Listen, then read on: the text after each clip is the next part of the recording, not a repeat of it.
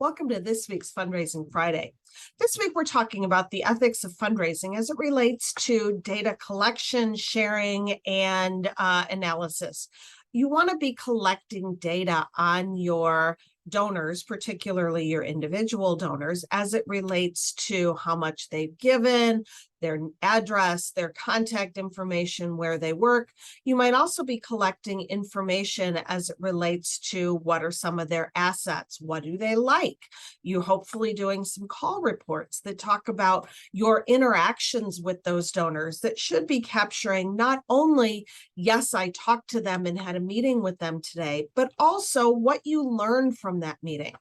When you think about it, you're taking in this information not only for yourself, so that you can refer back to it when you meet with that donor again, or to keep track of how much you need to be meeting with this donor, but also for the people who come before you, or I'm sorry, who come after you, so that when they look and want to build a relationship with someone, they at least have a foundation of knowledge that they can build upon.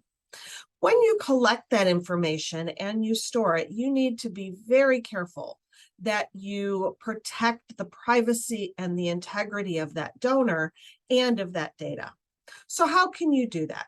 First of all, you want to make sure that you're storing that data in a database that is password protected, that has all of the safety controls in place. I know a lot of small organizations like to create their own database or keep it all in an Excel file. At a very minimum, make sure you are password protecting that Excel file. Even better, there are some low-cost donor databases out there that you can get that have all of the broader security measures on them to decrease the chance that they're going to be hacked. Second of all, make sure you're only putting information in the database that you wouldn't be embarrassed if the donor saw it. Or as somebody I worked with used to say, you wouldn't be ashamed if it showed up as a headline in the newspaper. What does that mean? Put factual information in there, not opinions, not speculation, not gossip. So things like, the donor shared that they're in the midst of a divorce proceeding, and so contact them again in another year. If they tell you that and it's public information, yes. Ooh, they're in the middle of a nasty divorce, and I heard that the spouse is trying to take them for all it's worth.